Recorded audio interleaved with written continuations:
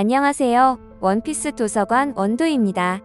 최근 원피스 1114화에서 해수면의 상승과 세계의 종말이라는 키워드가 상당히 중요한 화두로 떠오르고 있습니다. 베가펑크는 해수면의 상승이 누군가 인위적으로 만들어낸 것이라고 말했습니다. 저는 세계 정부가 왜 이렇게 인위적으로 해수면을 상승시키려는 계획을 만들고 있는지 지금부터 충격적인 이야기를 해드리겠습니다. 여러분의 수면의 상승은 즉 모든 생명체들과 물건들이 바다에 잠긴다는 것을 의미합니다. 어인족을 제외하면 살아남을 수 없다는 것입니다. 세계 정부의 입장에서 살려두면 안 되는 우선순위는 바로 자신들에 반항하는 세력, 그리고 공백 200년에 접근하는 세력이 있을 것입니다. 하지만 이들은 꼭 어렵게 수면을 상승시키면서까지 처리하지 않아도 되는 수준이죠. 그렇다면 무엇일까요? 저는 세계 정부가 칠무회를 폐지한 이유와 세라핌을 만들어낸 이유까지도 여기에 해당된다고 생각하는데요. 베가펑크는 악마의 열매를 제조하는 데 성공하였습니다. 그리고 그것들을 이용하여 세라핌을 만들고 세라핌의 악마의 열매 능력을 부여하였습니다. 하지만 베가펑크는 자연계 악마의 열매를 제조하는 데에 실패하였죠. 눈치가 빠르신 분들은 감이 오셨을 것입니다. 해수면이 상승하게 되면 육지가 줄어들게 되고 전 세계에 존재하는 악마의 열매의 능력자들 역시 생존하기 위해서 계속 높은 쪽으로 올라와야 한다는 것이고 결국 경쟁에서 밀리는 사람들이 발생한다는 것입니다. 그렇다는 것은 악마의 열매 능력자들이 물에 잠기게 된다는 것이죠. 그렇다면 어떻게 될까요? 그들은 바다의 저주를 받았기 때문에 바다에 잠기게 됩니다. 그리고 그 능력을 가진 악마의 열매를 누군가 획득하게 된다는 것이죠.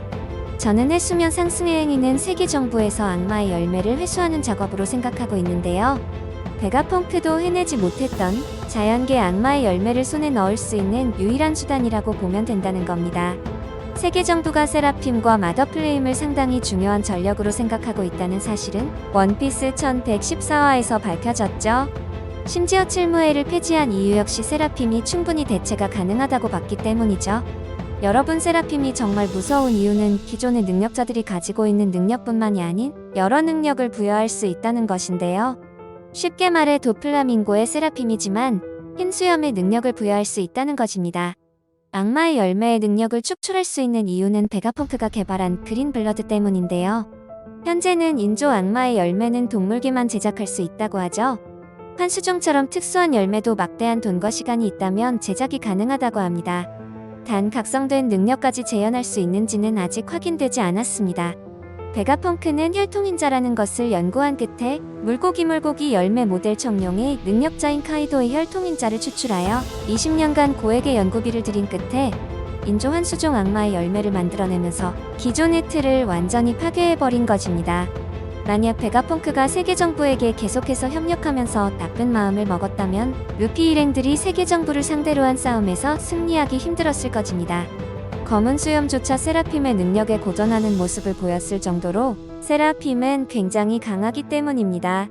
마치 나루토에서 페인이 미수들을 모았던 것처럼 현재 정황상 세계 정부 역시 악마의 열매를 모으려는 것으로 풀이되는데요.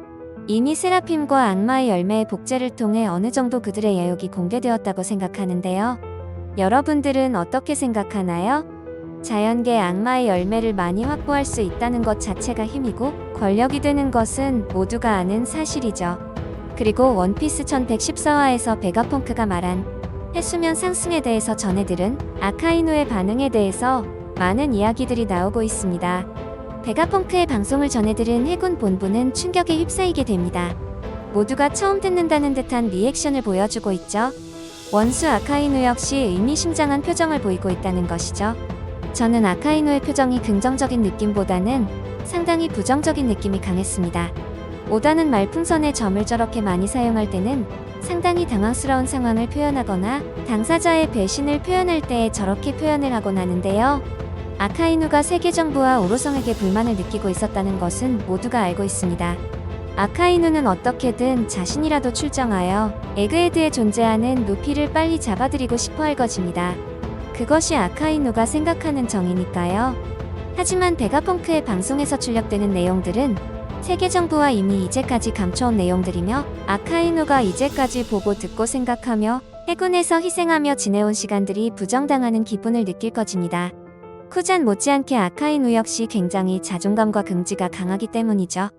게다가 세계 정부의 입장에서 해군대장 키자루가 패배하고 에그헤드의 오로성 전원이 싸우고 있는 상황에서 현재 해군 전력이 쓸모없는 수준에 이르렀다고 판단하기 때문에 자존심이 강한 아카이누 역시 선택의 기로에 서 있을 것입니다.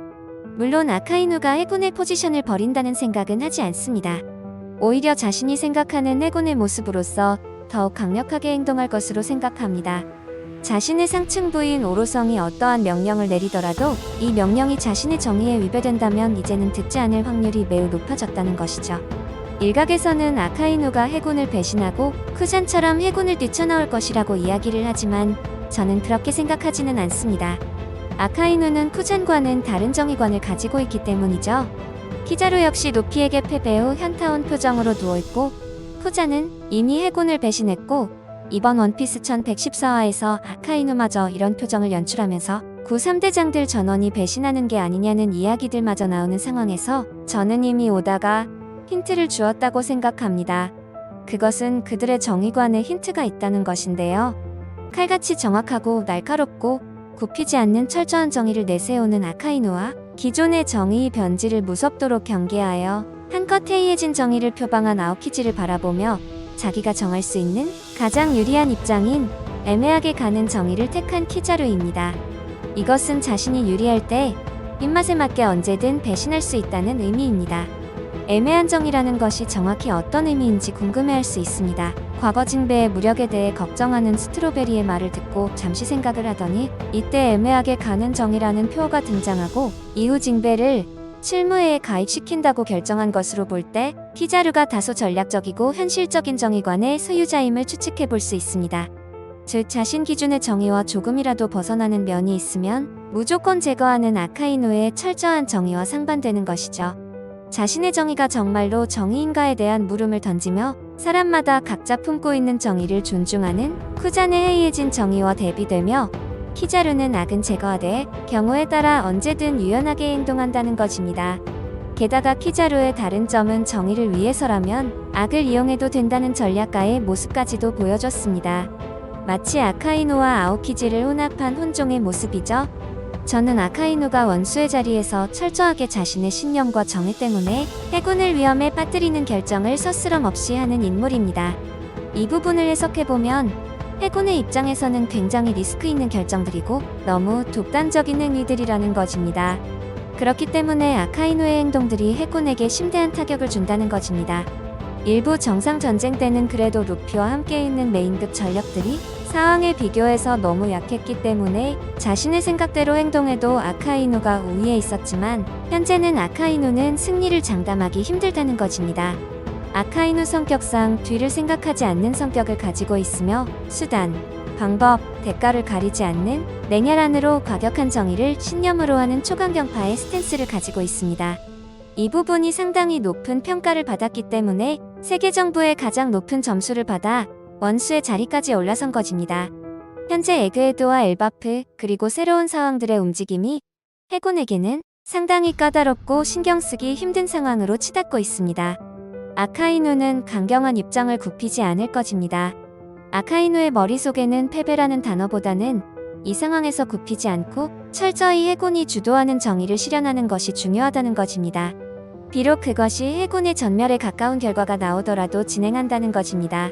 키자루는 아카이누보다 오히려 쿠잔의 정의와 사상에 비슷한 성향을 보였고 이번 전장에서 굽히지 않는 아카이누가 부러지는 모습을까지도 연출될 수 있는 건수가 생긴 것입니다. 아카이누가 정말 강한 것은 맞지만 위에서 언급했듯 이미 밀짚 모자 일행의 수준이 과거의 100배 수준으로 상승했기 때문입니다. 아카이누와 다르게 키자루는 상황에 맞게 변하는 정의를 고수할 것으로 판단되며 언제든 아카이누와 해군의 명령이 자신의 목숨에 위배되는 상황이 발생한다면 충분히 배신할 수 있다는 것입니다. 애초에 구시대의 3대장 시절부터 이들은 아카이누에 대해서 우호적인 스탠스는 보이지 않았죠. 심지어 쿠잔은 목숨 걸고 수장 쟁탈전을 벌이기도 하였죠. 저는 만약 아카이누의 상대가 키자루였다면 오히려 쿠잔보다 더 위협적이었을 것으로 생각합니다.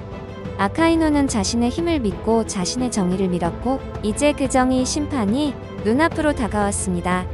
만약 키자루가 유사시 아카이누를 배신하게 된다면 사실상 해군의 전력은 이제 의미 없어지는 상황이라고 보시면 됩니다. 키자루가 의리와는 거리가 있다고 보기 때문에 더욱 가능성이 있습니다. 심지어 자신의 스승과 싸운 전적 역시 키자루에게도 존재합니다. 키자루는 이제까지 그랬듯 자신이 살아남을 수 있는 정의를 택할 것이고 그 선택이 키자루가 계속해서 해군에서 활동하게 만들어줄 것인지 결정하게 해줄 겁니다. 해군은 에그헤드와 엘바프 그리고 벌집을 모두 컨트롤할 수 없습니다. 그리고 현재 그들은 해군의 전력보다 더 강하다고 평가받는 상황들입니다.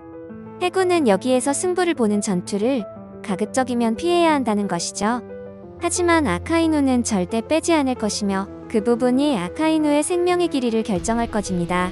여러분 솔직히 100번 양보해서 쿠잔이나 키자루가 일시적으로 루피와 함께 같은 진영에서 싸우는 그림은 비슷하게라도 나올 수 있다고 생각은 해봅니다. 하지만 아카이누는 정말 아무리 좋게 생각을 해봐도 루피와 함께 싸우는 그림이 그려지지가 않는데요. 제가 이상한 거예요? 정상 전쟁 때 아카이누가 루피를 어떻게 대하는지 보셨잖아요. 그런데 어떻게 같은 진영에서 싸워요? 아무리 오로선과 세계정부를 마지막 빌런으로 놓고 싸워야 한다고 하지만 이건 아니잖아요. 재미있게 보셨거나 재미없게 보셨다면 구독, 좋아요 부탁드립니다. 사랑한다고요.